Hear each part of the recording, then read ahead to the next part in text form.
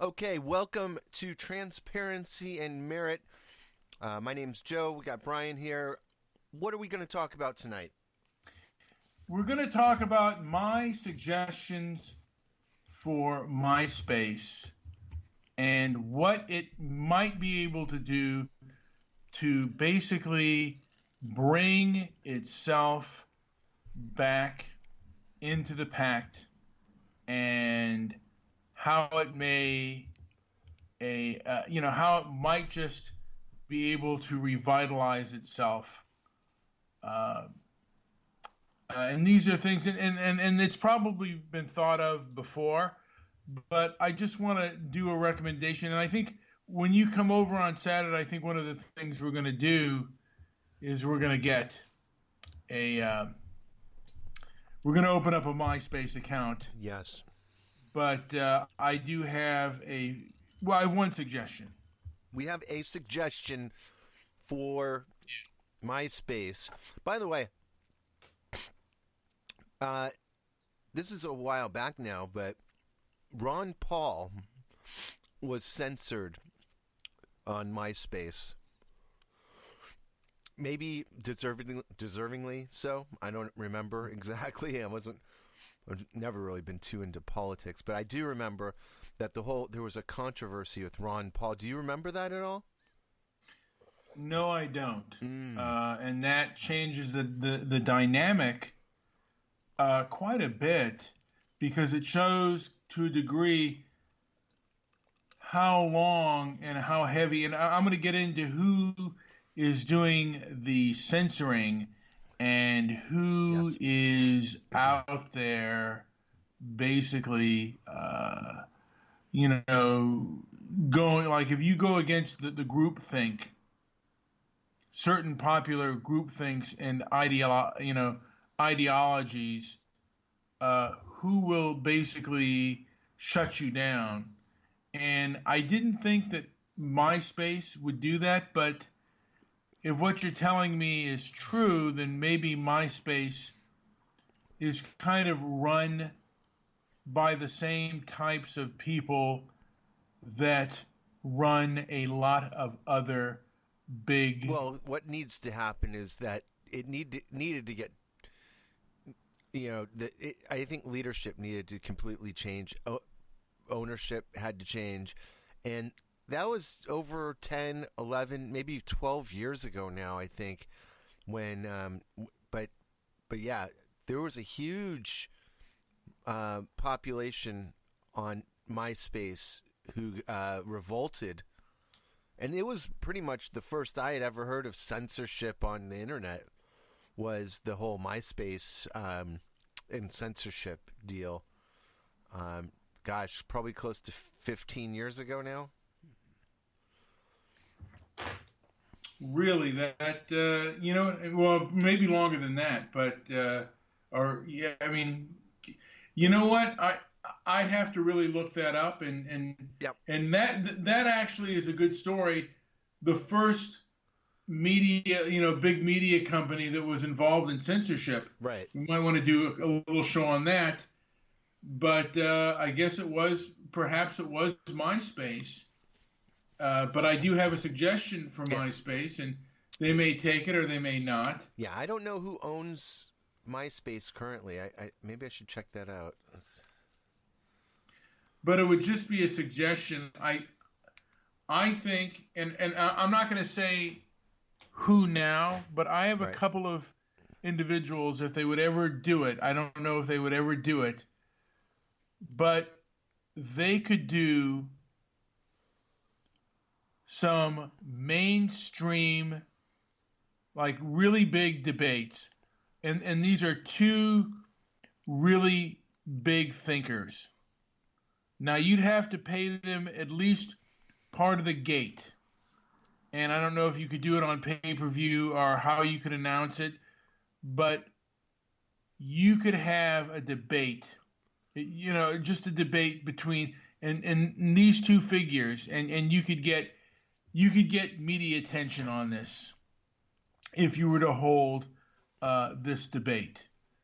There are a couple of figures in mind that that you could do, and then you could basically. By the way, keep in mind, MySpace is still ranked 4,100th in total web traffic as of January 2018.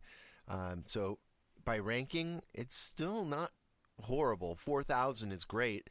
And in the 1657 in the United States. So it's still a significant website. Yeah, but I mean, it seems like it's trying to be kind of trendy, and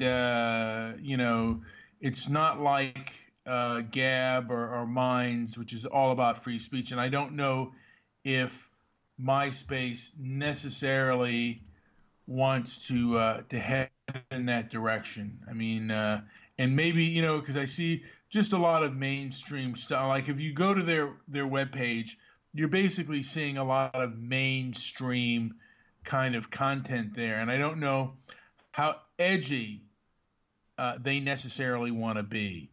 But I think if they were to get a little bit more edgy and a little bit more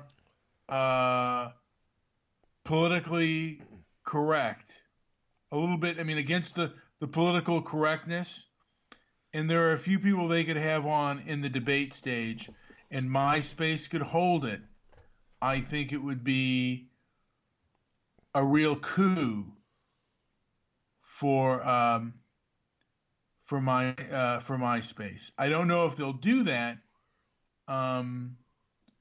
because because I'm thinking that MySpace is still bigger than Minds.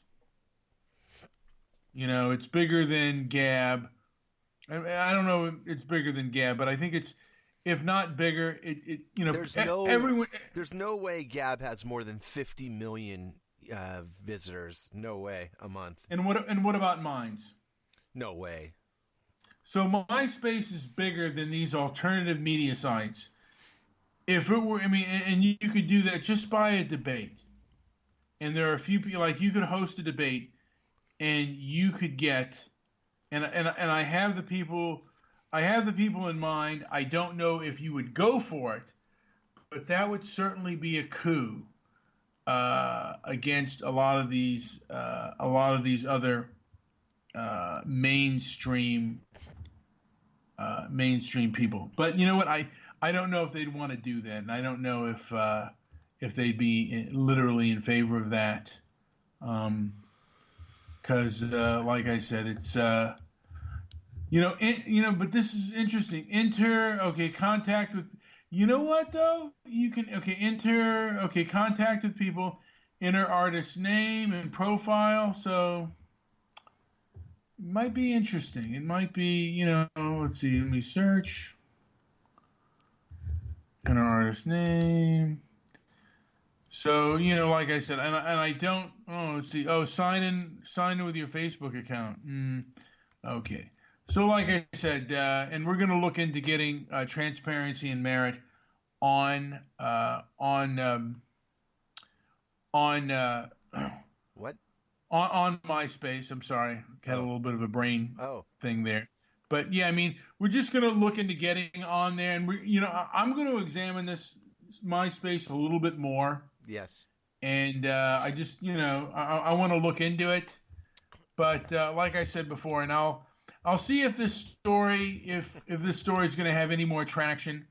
But I have people in mind that if they went along with it, there could be a large debate, and they could really maybe take, come into a place of freedom of speech.